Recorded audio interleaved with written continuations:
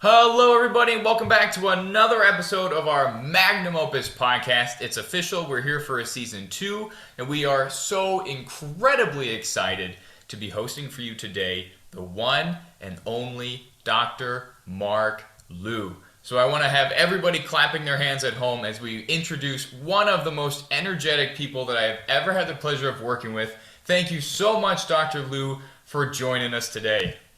Oh, thank you so much, Drew, for having me. I'm just so honored to be a to be a guest here.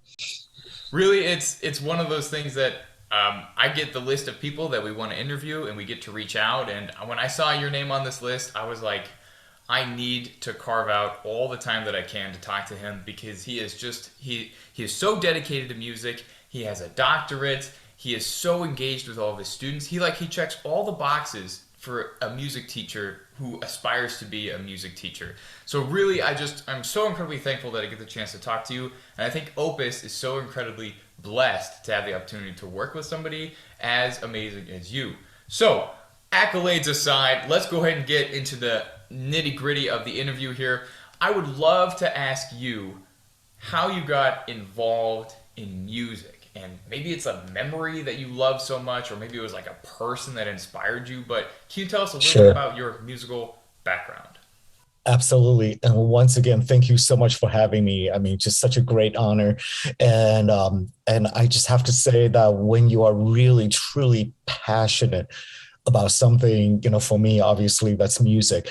And you get this crazy sense of feeling that you want everybody in your life, or you want everybody that you come in contact with to experience the love, the power, the significance of music that you feel, or that you felt as a kid growing up, and you can't wait to scream at the world or scream at everyone and say, feel the music, enjoy the music, love the music. And I just feel like that's kind of what fuels me inside.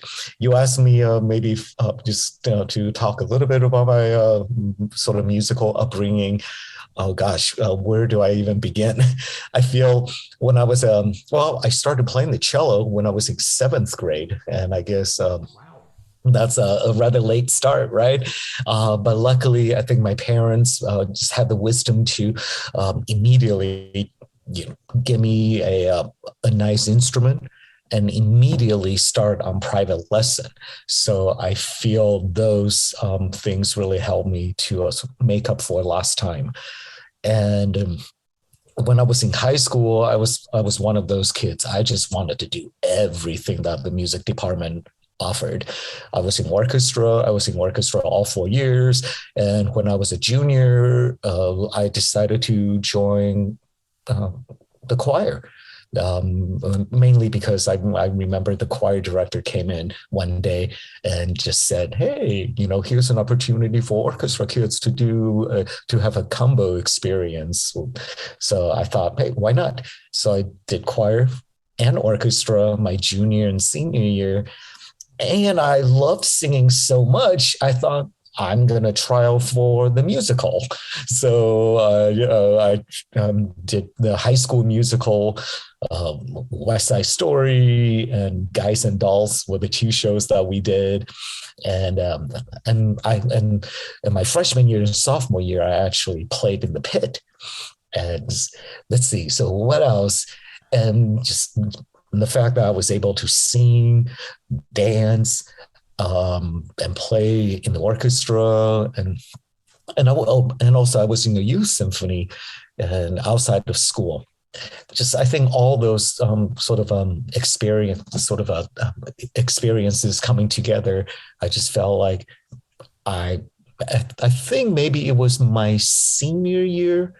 I remember one specific moment I realized music was going to be a part of my life. For the rest of my life, I was going to play music, but I did not know. I didn't. I did not know that I was going to go into music. Actually, to major in music. Mm, yeah. And I think this is actually an interesting story because I've always wanted to be an accountant. So if you were to ask me throughout, since, if you were to ask me my freshman year in high school or my, seventh grade in middle school, what was I, what do I want to do when I grow up? I would tell you I'm going to be an accountant. And in fact, I went to college and I started out as an accounting major and took that first accounting class, kicked my butt, and I actually hated it. Just like it had a miserable time. The professor was amazing, but I just did not love the subject. And it's amazing how quickly you decide accounting is another thing. Well, I guess once you go to college and then you realize, yeah, maybe this is not for me. So of course, after that, I decided, sure, I'll become a math major. Yes. Yeah, I like your reaction there, Drew. Yeah, I thought, no, but this whole time, keep in mind that I was taking private lessons with our college cello professor. I went to Wheaton College, by the way, for my undergrad. I was in the symphony orchestra still. And so music was still just part of my, my college freshman year. But I just feel like maybe now that looking back, I was always just kind of searching, and maybe still didn't really know myself, or maybe just thinking music is so fun and it comes so easy again for me because it's such a fun thing to do. Maybe I felt like you shouldn't major in something that you were supposed to have fun with. Somehow you were supposed to major in something that is, again, for me, looking back, I was thinking maybe I thought, oh, if you want to major in something, it needed to be very like your life. It's if you're not struggling, if you don't feel like this major is kicking your butt, making your life miserable, then it's not a real major. Right. I know it's kind of weird, and because finally, Ed, I remember at the end of my freshman year, beginning of sophomore year, that's when I just decided, I thought, you know what? I'm going to give this music ed major a try because I love people. I love friends. I love music. I love making music. I love getting other people to make music. So why not music ed?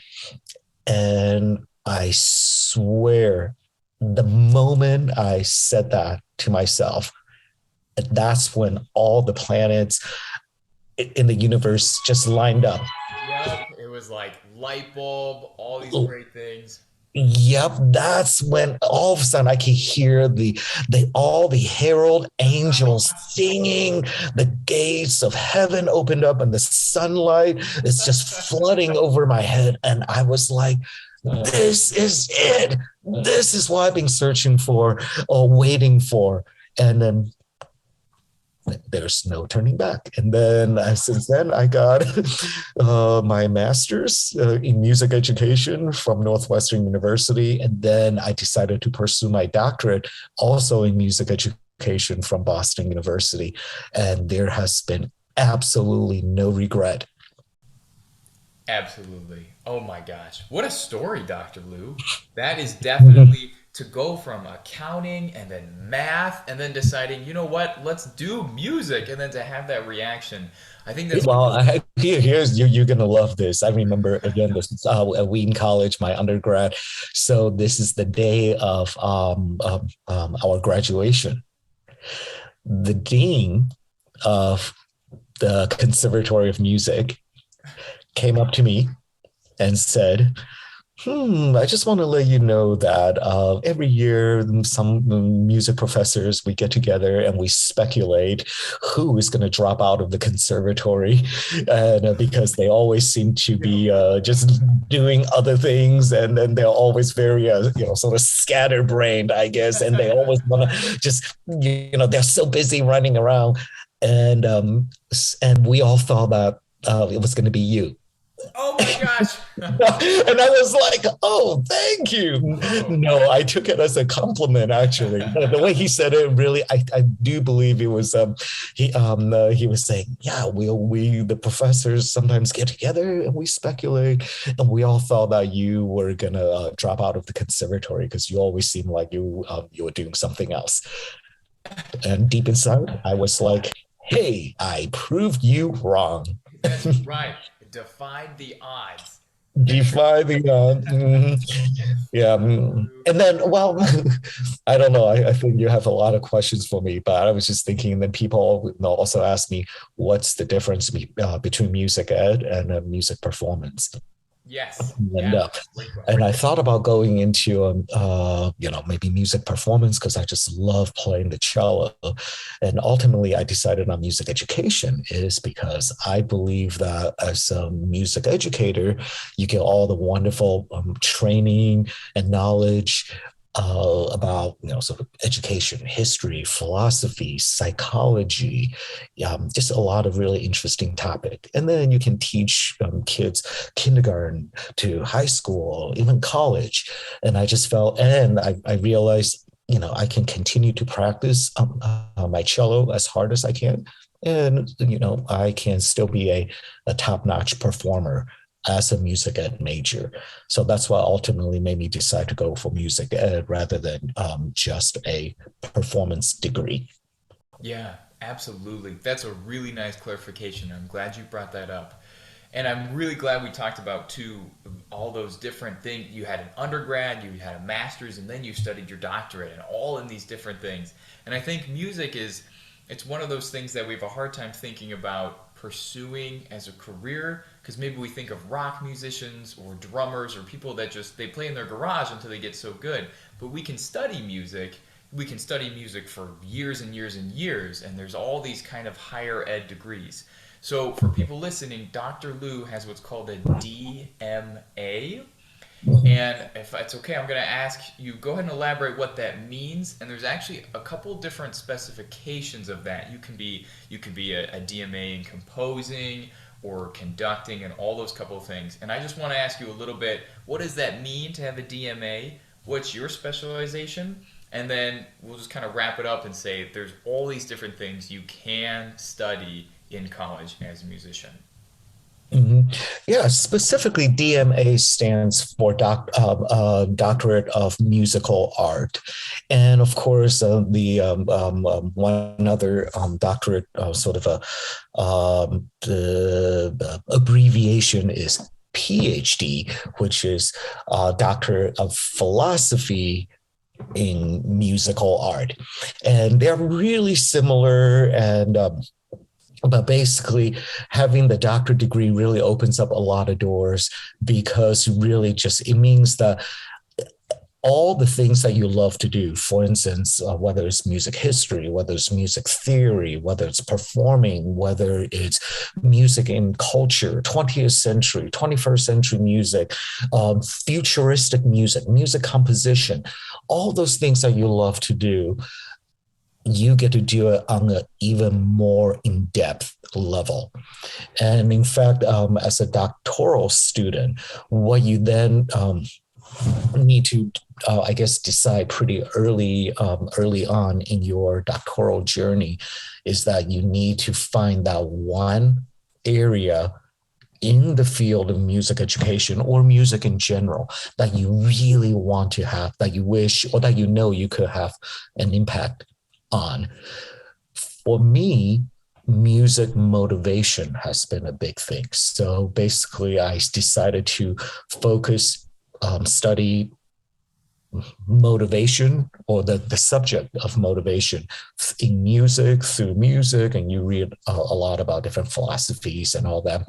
And so without going too much into nitty gritty details, that's kind of what a doctorate degree sort of allows you to do. It really gives you time, and it allows you to just to go into in-depth training of a topic of your passion, and that in the end you produce your dissertation and which is like your own original research that's usually a couple of hundred pages long. That you spend many years writing, and then you hopefully you sort of put a tiny little dent and in the field, and then that you help other educators, or you help students improve their own thinking, and improve how they practice.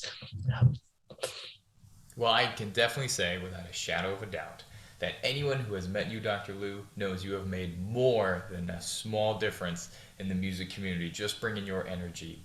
So, You are so kind.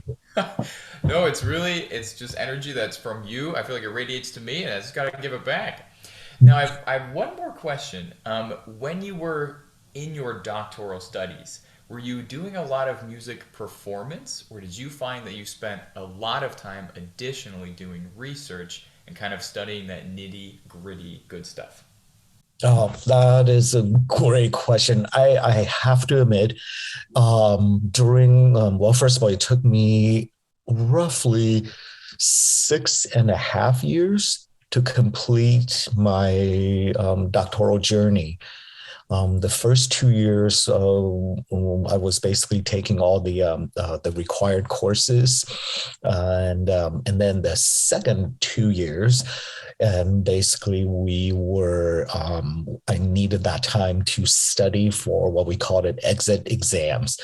To actually complete, to graduate successfully, we needed to take three competency exams. And these are, you have to demonstrate competence in music history, in music theory, and let's see if I can remember the third one. I swear I blocked it out of my my memory. Yeah, music history, music theory, and music in culture.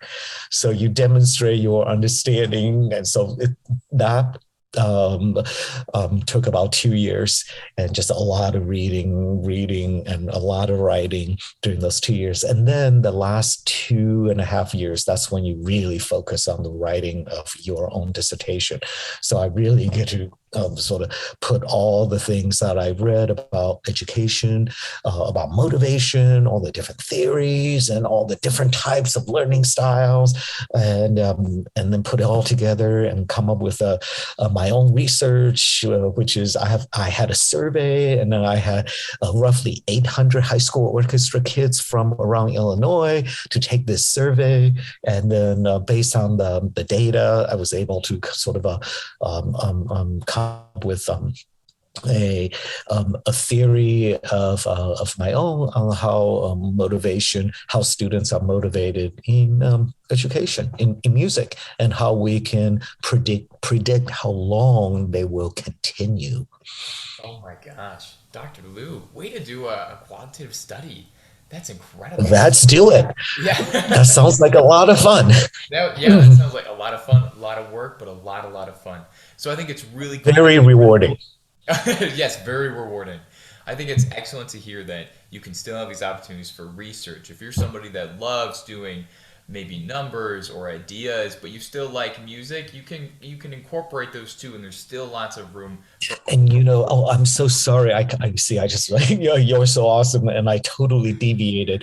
So, but basically, I was saying, I wish I had more time to perform more during those 6 years, and by those 6 years, that's when you're really just kind of. I didn't really perform as much, just simply because I was so busy. But I do want to add now, for students who are really interested in a career life in music as a music educator, I just have to put it out there. I had no idea how multifaceted this music ed degree is, and how useful, I feel like I'm like an octopus with like 8 legs. You can tap into anything in the society that you want to do. Well, to give you an idea, right? I'm a high school orchestra teacher. Been teaching for 20 years, love it. And I direct a youth symphony, the Youth Symphony of DuPage. So I'm a youth symphony director outside. I perform in a string quartet. And my string quartet, we still perform and we do gigs, which is so fun. We get together regularly to rehearse. And the four of us, we all come from different walks of life. So in a string quartet, what else? I teach private lesson. So I'm a private lesson teacher. Right. And then what else? Oh, I play in a professional symphony. I play with the New Philharmonic Orchestra. And so we did. So I'm a symphony musician. And what else? Again, I'm saying this because this is sort of life as a music. You can do anything you want to do. I'm a music administrator. I serve on the board on the ILMEA board of director as the ILMEA Orchestra Division president, which gives me a lot of opportunities to deal with things like sort of creating policies and making changes in how music education, in the field of music education for the state of Illinois.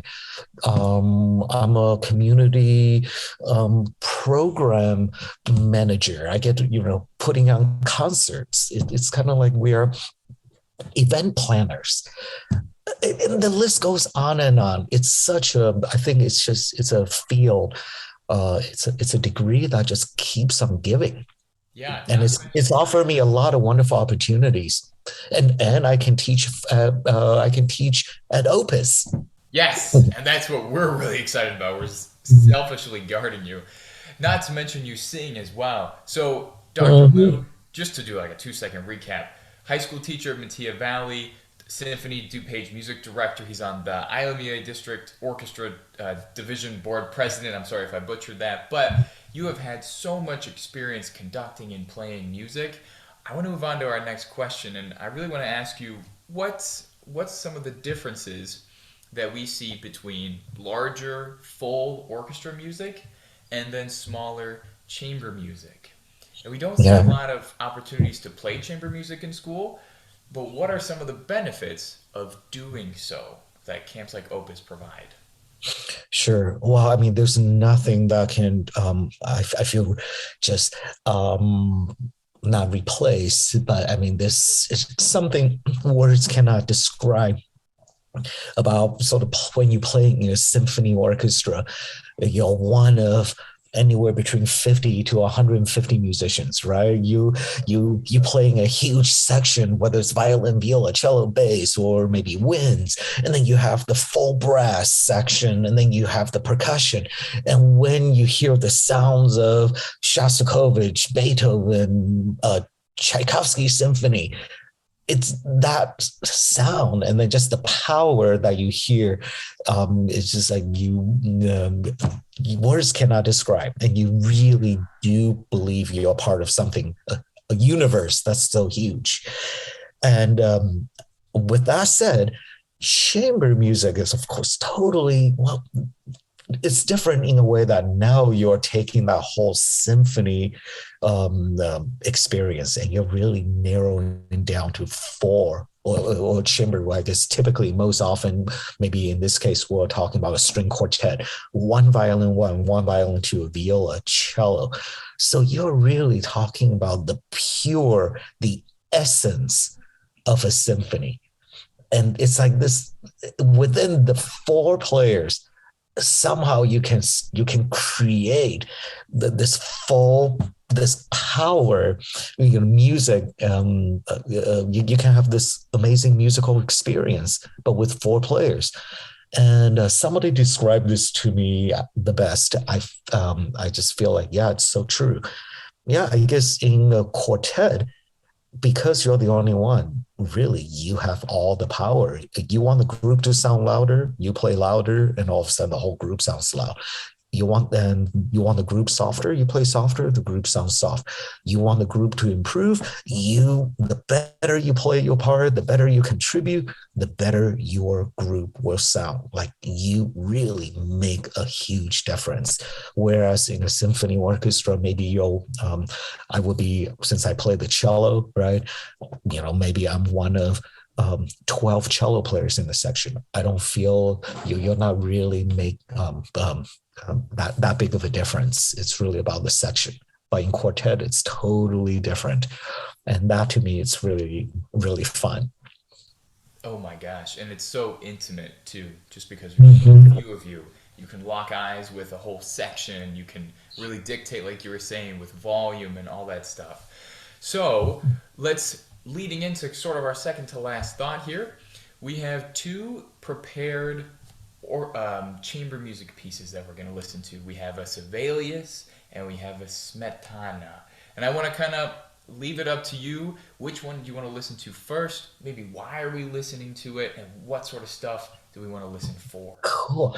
Well, yes, when you asked me about what pieces I would like to share, I just want just a quick background. I personally have never performed or played these two particular pieces. The Sibelius string quartet. He titled it Voce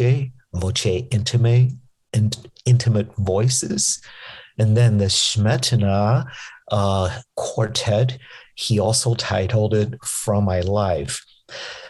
These were pieces that I've heard in the past, and they were introduced to me, and I just absolutely loved everything about it. The power, the story, the sound, the melody, the harmony, the intricacy of it. So the reason why I like to share these two pieces with our audience out here is because I really do believe strongly that us musicians, we're artists, but to me, really, I believe most importantly, we are storytellers. We tell stories, right? Like through our music, through our sounds. So what kind of stories are we telling? We're telling stories maybe ourselves. That's always part of our music making. But really, we are stewards of our composers. So we're telling stories of our composers. We're telling stories of our time in history. We are telling us, like Shostakovich, maybe one example. We're telling the story of the human condition, those themes, internal struggles, virtue, beauty, truth. That is our job. If we only focus on our notes and our own playing, we are missing out, and we are not doing our duty as storytellers. So I picked these two because luckily, here are two examples where the composer, most classical pieces or like, quartets or even symphonies don't really have titles. But these two quartets, again, the composer made it easy for us. So maybe let's listen to Sibelius first. He titled this Intimate Voices. And immediately, right from the very beginning, you hear and just, right away, Sibelius is having a conversation. This is an internal conversation, and you'll see it's represented by the voice of the violin and then the voice of a cello. And you see how they interact with each other. And then you hear all the nervous energies underneath.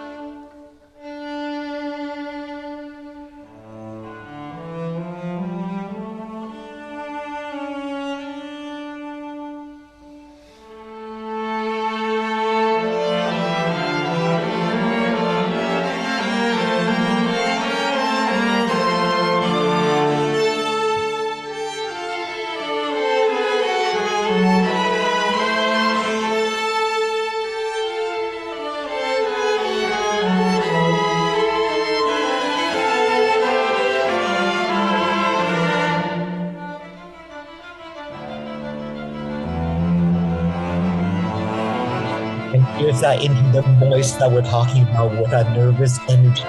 That is just the little bit of oscillate in the first violin. Da, da, da, da, da, da, da, da.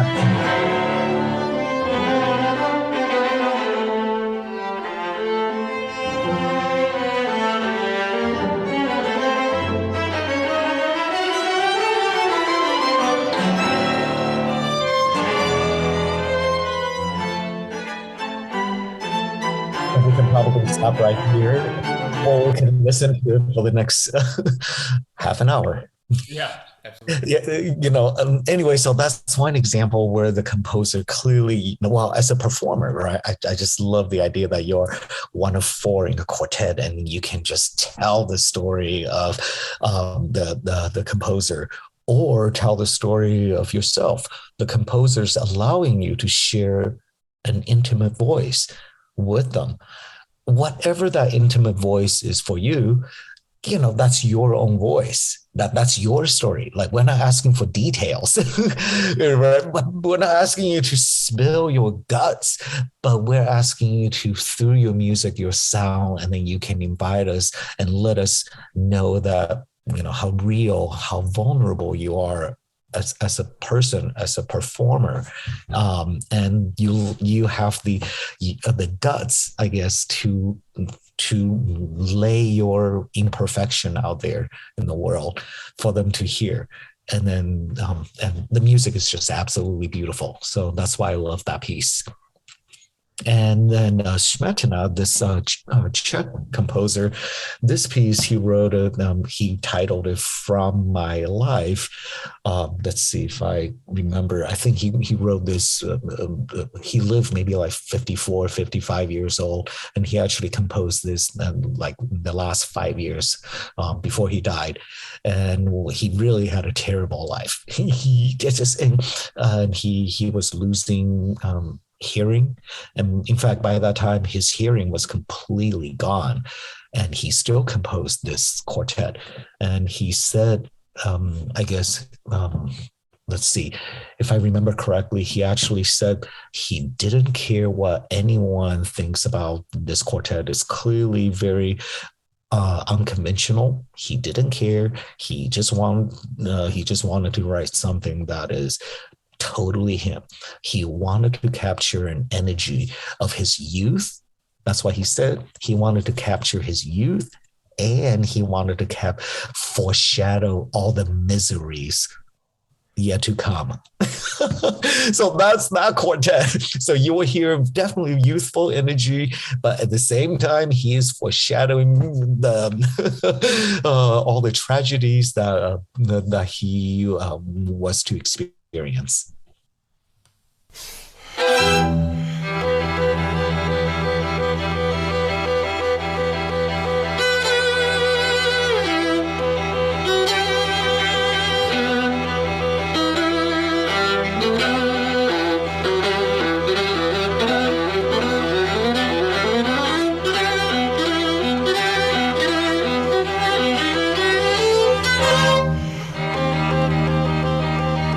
How can you not love the viola solo?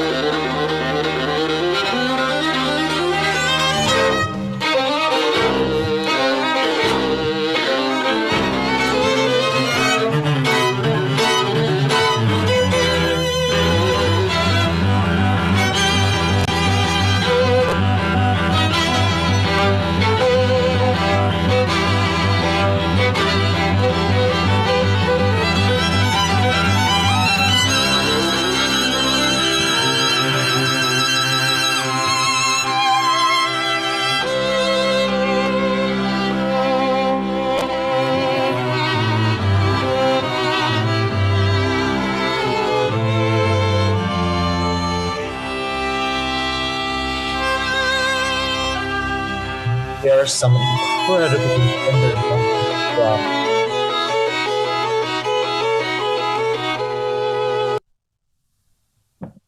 Wow. Oh my gosh.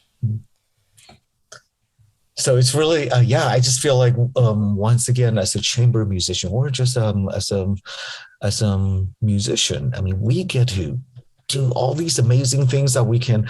Obviously, we entertain ourselves, and I think that's why we play, right? Because we have fun.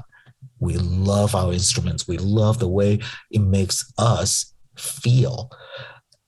But at the same time, we must not forget we are also I think no, we are also entertainers.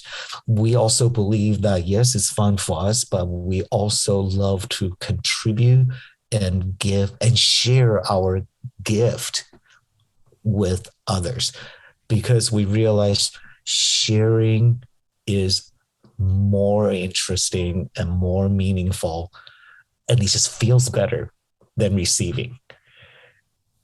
And that's what we do, right? Rather than just us, everyone, when we're younger, we just love to play. We don't care about other people listening. We just love to play. But at one point, it's all about sharing. Yeah. Wow, Dr. Lou, I've never heard that articulated that way before, but you were saying it, and it was kind of like that moment when you realized you wanted to do music. It was like the light bulb was popping on, and I was like, yeah, that kind of shares about the camaraderie of music. And wow, those were talk about very intense and just very enjoyable to listen to pieces. So that gets me really, really excited for our upcoming Opus season to just play music that has that same passion and energy. And for those of us that don't know, this year is actually our 20th anniversary. And so of Opus. So we're pulling out all the stops. We're really having a couple extra things. We're doing our gala. We have these concerts. We're going to do more flash mobs. So we're really, really excited to have everything kind of come back in this celebration of 20 years of music making with the community. And to wrap up our final thought with you, Dr. Lou, what is one thing that you are really looking forward to for this 20th anniversary Opus? Oh my God, this is just so great to have this celebration, 20th year. And this is going to be the first time that we have, right, mostly in person. That alone is what I'm really looking forward to. I really think there's just going to be like this energy, this excitement, this passion for camaraderie like none other. I really think this is going to be a special year for all the campers and all the coaches and all the counselors. Um, it's going to be a very special time. It's going to be one big party, Yeah. musical party. Oh my gosh. And with so much just to share with everybody, you're absolutely correct. I want to thank you again for your time, Dr. Mark Liu. If anybody out there has any questions about higher education and music, I encourage you to reach out. He is an absolute joy to talk to. You can find him on the Mattia Valley page for the faculty. I'm sure his email's there. And just ask him if you have a question about, you're curious about what to pursue in music, but you don't know if you want to do higher ed, anything like that. He's more than happy to help you. So thank you again so much for your time, Dr. Mark Liu, and I cannot wait to rehearse with you again in August. Thank you. Likewise, take care.